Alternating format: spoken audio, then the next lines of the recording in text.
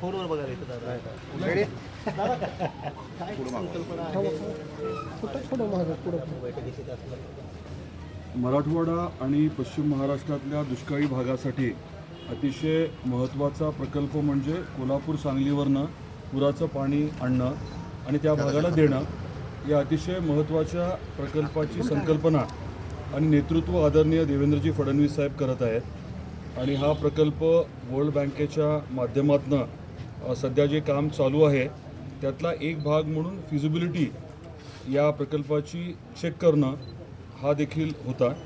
आज आपल्या सर्वांना सांगताना मोठा आनंद वाटतो आहे की हा जो प्रकल्प आहे कोल्हापूर सांगलीचं पुराचं पाणी हे पश्चिम महाराष्ट्र आणि मराठवाड्यातल्या दुष्काळी भागात आणण्याचा जो प्रकल्प आहे त्याची व्यवहार्यता जी आहे फिजिबिलिटी ती चेक करण्यात आलेली आहे. आणि ट्रॅक्टबेल नावाची जी कंपनी आहे, मल्टीनॅशनल कंपनी आहे, कन्सल्टन्सी फर्म आहे, वर्ल्ड बँकेच्या माध्यमातून जी प्रक्रिया केली त्या कंपनीला ते काम देण्यात आलं होतं. आणि आता या प्रकल्पाची फिजिबिलिटी आहे असं त्यांनी आपल्याला कळवलेलं आहे. साधारण प्रकल्प फिजिबल होण्यासाठी बेनिफिट कॉस्ट रेशो जो असतो तो 1पेक्षा जास्त पाहिजे आणि या आपल्या केसमध्ये साधारण 1.42 इतका बेनिफिट कॉस्ट रेशो येतो. त्याचा अर्थ की हा प्रकल्प फिजिबल आहे तांत्रिकदृष्ट्या देखील आणि म्हणजे पैशाच्या अनुषंगाने जर विचार केला तर त्या दृष्टीने देखील फायनान्शियल फिजिबिलिटी त्याची स्पष्टपणे दिसते. पाणी जे आहे ते टेंबू धरणातनं उजनी धरणात आणण्याची संकल्पना आहे. साधारण 126 किलोमीटरचं हे अंतर आहे. त्यात 93 किलोमीटर हे बोगद्याचं असेल आणि 33 किलोमीटर जे आहेत ते कॅनलचे आहेत. 93 किलोमीटर म्हणजे एशिया खंडातला सगळ्यात लांबकं पाण्यासाठीचा टनेल हे होईल अशी देखील आपली अपेक्षा आहे. किमतीचा जर विचार केला तर PDN म्हणजे बंद पाईपलाईनची योजना करून साधारण 3.5 लाख एकरपेक्षा जास्त क्षेत्र ओलिताखाली येणार आहे. आणि याच्या व्यतिरिक्त हे पाणी आपल्याला उद्योगासाठी वापरता येईल, इतर गोष्टींसाठी वापरता येऊ शकेल. आणि प्रकल्पाची किंमत जी आहे ही बंद पाईपच्या सकट साधारण 15,000 कोटीच्या आसपास अपेक्षित आहे. पहिला सगळ्यात महत्त्वाचा टप्पा म्हणजे फिजिबिलिटी आहे हा झाला आहे. आता लवकरच आदरणीय जलसंपदा मंत्री राधाकृष्ण विखे पाटील साहेबांच्या अध्यक्षतेखाली बैठक घेऊन याचं पूर्ण प्रेझेंटेशन होईल आणि पुढे मग आदरणीय मुख्यमंत्री महोदय आणि मंत्रिमंडळाच्या मान्यतेने याचं DPR बनवण्याची प्रक्रिया होईल. आपल्या सर्वांना कल्पना आहे की आदरणीय देवेंद्रजी फडणवीस साहेबांसाठी हा प्रकल्प खूप महत्त्वाचा आहे, आपल्या सर्वांसाठी खूप महत्त्वाचा आहे. त्यामुळे त्यांनी त्याला प्रचंड प्रायोरिटी दिलेली आहे. आणि एकदा फिजिबिलिटी झाली आहे म्हटल्यानंतर बाकीची जी काही प्रक्रिया आहे ती निश्चितच गतिमान राहील आणि आमचा पाठपुरावा राहील. मेपासून दर महिन्याला आम्ही व्यापक बैठका घेतलेल्या आहेत आणि या प्रक्रियेमध्ये सर्व अधिकाऱ्यांनी सहकार्य केल्यामुळे जे नोव्हेंबर-डिसेंबरमध्ये होणार होतं हा फिजिबिलिटी रिपोर्ट तेव्हा द्यायचं ठरलं होतं, परंतु सगळी माहिती उपलब्ध करून त्यांना जे काही सहकार्य मिळालं त्यामुळे ट्रॅक्टबेल कंपनीने आपल्याला फिजिबिलिटीचा जो अहवाल जो आहे तो उपलब्ध करून दिलेला आहे. दादा, मनोज जरांगे पाटील यांनी मराठा समाजातील लोकप्रतिनिधीला आवाहन केले की 29 ऑगस्ट रोजी मुंबई येथे होणाऱ्या आंदोलनामध्ये सहभागी व्हावं. आपण या आंदोलनामध्ये सहभागी होणार आहात? या बाबतीमध्ये काल मनोजदादा जरांगे पाटलांबरोबर माझी चर्चा झालेली आहे आणि त्याचबरोबरीने जे समितीचे अध्यक्ष विखे पाटील साहेब आहेत त्यांच्यावर कालही चर्चा झाली, आजही चर्चा चाललेली आहे. या बाबतीत आमचं ऑनगोईंग प्रोसेस आहे. योग्य वेळेस योग्य गोष्टी सांगू आपण. दादा, आलमट्टी धरणाची उंची वाढवण्याला विरोध होतोय आणि जर उंची वाढवली गेली तर ते बॅकवॉटरचा पुराचा फटका महाराष्ट्राला बसेल असं एक बोललं जात आहे. त्या योजनेसाठी ही योजना तयार केली जाते का? दोन थोडे वेगळे विषय आहेत. आदरणीय मुख्यमंत्री महोदयांनी आलमट्टी धरणाच्या उंचीच्या बाबतीतली राज्य सरकारची भूमिका स्पष्ट केलेली आहे. आता आपण काय करतोय, काही प्रमाणात पुराचं पाणी 90 दिवस जेव्हा पाऊस जास्त असतो ते 90 दिवस पाणी इकडे डायव्हर्ट करायचं नियोजन केलेलं आहे.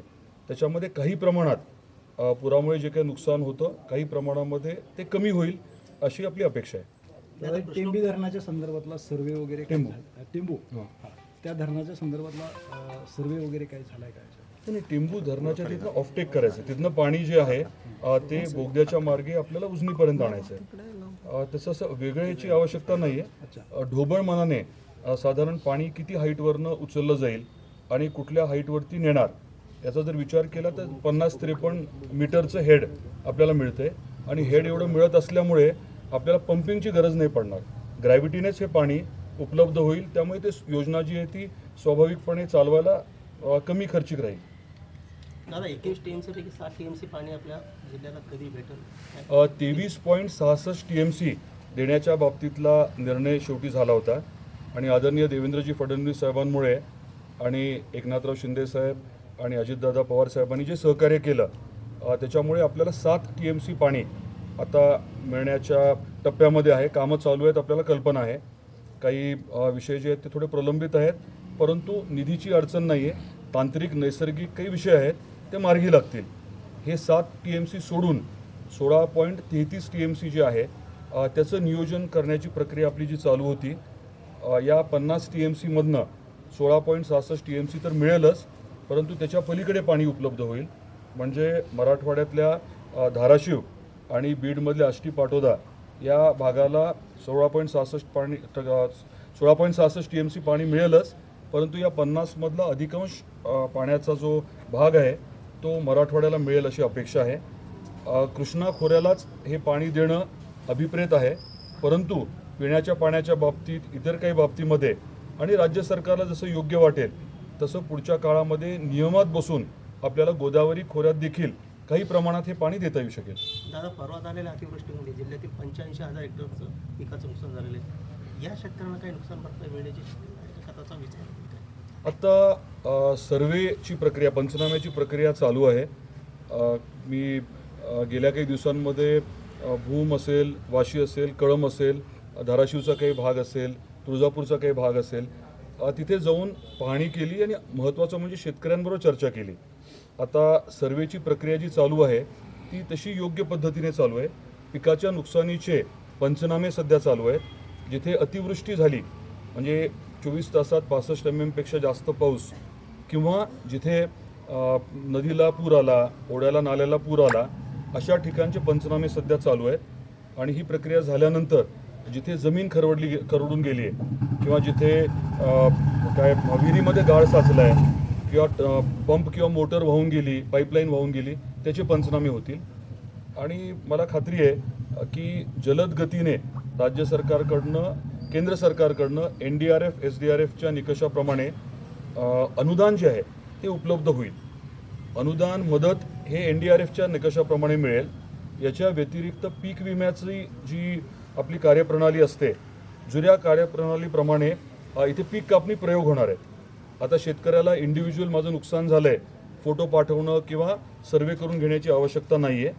तर इथे पीक कापणी प्रयोग प्रत्येक मंडळामध्ये होतील आणि त्याच्यामध्ये मग साधारण उत्पादन किती आहे बघून त्याचं थ्रेशोल्ड जे असतं, उंबरठा उत्पादन जे असतं त्याच्याशी कंपॅरिझन करून नुकसान भरपाई मिळेल.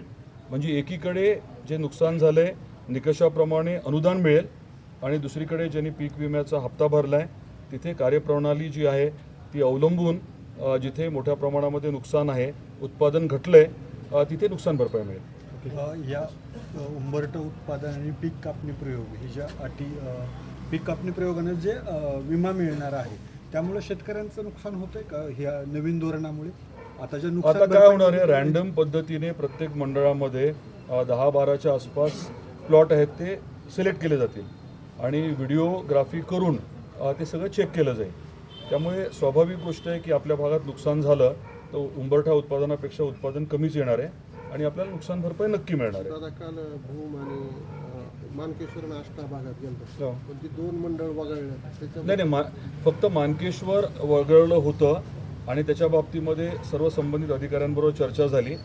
जिथे ओढ्या नाल्याला पूर आला आणि शेतीचं नुकसान झालंय त्याचे पंचनामे सुरू केले असणार त्यांनी, कारण कालच मला वाटतं सुरू झाले असतील, तर ते पंचनामे सुरू झालेले असणार आहेत. फक्त तिथे अतिवृष्टी न झाल्यामुळे काही अडचणी निर्माण झाल्या. तर तिथे असं सांगण्यात आलं की भूम मंडळामध्ये अतिवृष्टी झाली. बरेच गावं मानकेश्वरमधले भूम मंडळाजवळ आहेत, म्हणजे जिथे रेन गेज आहे, वेदर स्टेशन आहे, जिथे अतिवृष्टी झाली आहे म्हणतात तिथे जवळ गाव आहेत आणि मानकेश्वरचं वेदर स्टेशन थोड्या अंतरावरती आहे, बार्शीकडच्या बाजूकडे जरा आहे.